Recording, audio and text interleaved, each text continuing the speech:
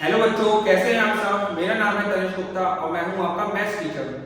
अब हमने chapter number 1 cover कर लिया और चैप्टर नंबर 2 हमने कवर कर लिया। अब हम मूव करते हैं चैप्टर नंबर 3 पे, जो कि हमारा है कोऑर्डिनेट ज्योमेट्री। तो सबसे पहले हम इसके बारे में जानते हैं कि कोऑर्डिनेट ज्योमेट्री आखिर हमें क्यों यूज पड़ा और क्या इस चीज की हमें नीड है।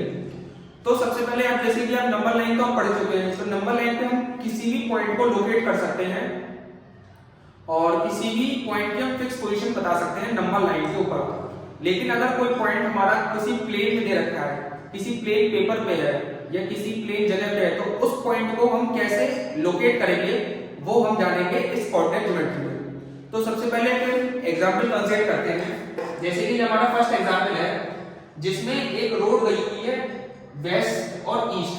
वेस्ट की तरफ भी रोड गई हुई है और ईस्ट की तरफ भी रोड गई हुई है।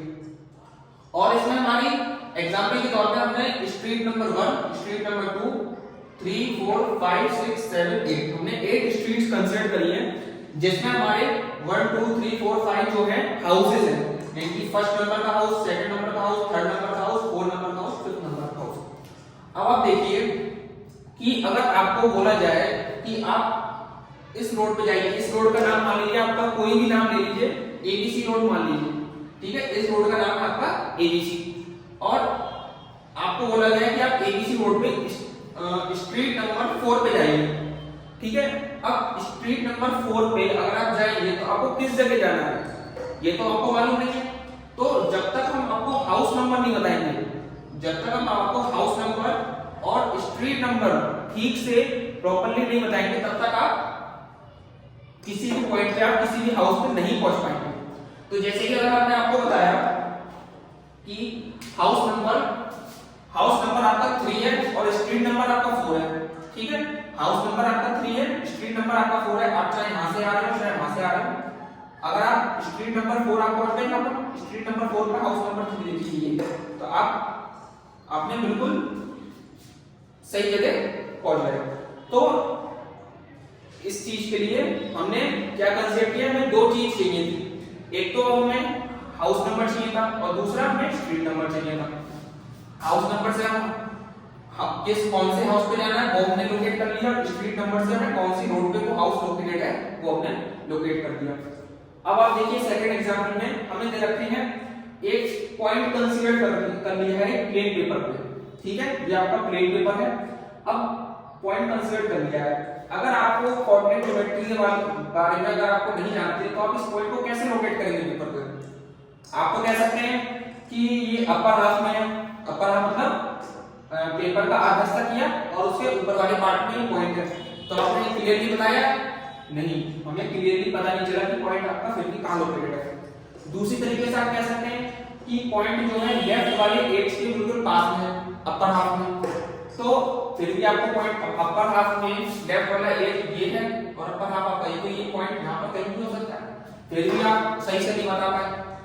लेकिन जब आपने कहा कि पॉइंट 2 सेंटीमीटर है लेफ्ट एज से और 10 centimetre above the bottom line है, अबव द बॉटम लाइन और 2 centimetre to the left edge, तो आपने पॉइंट इजीली कंसीडर कर लिया।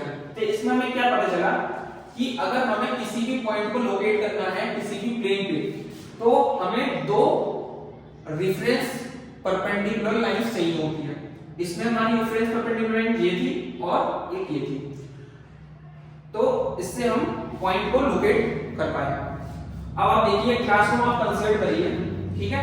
ये क्लासरूम है, उसमें आपने जितनी भी चीजें थी वो आपने क्लोजली लगा दी। जब आपने क्लोजली लगा दी और हर एक ब्लॉक को एक एक सीट हमने कंसीडर कर दिया है, ठीक है।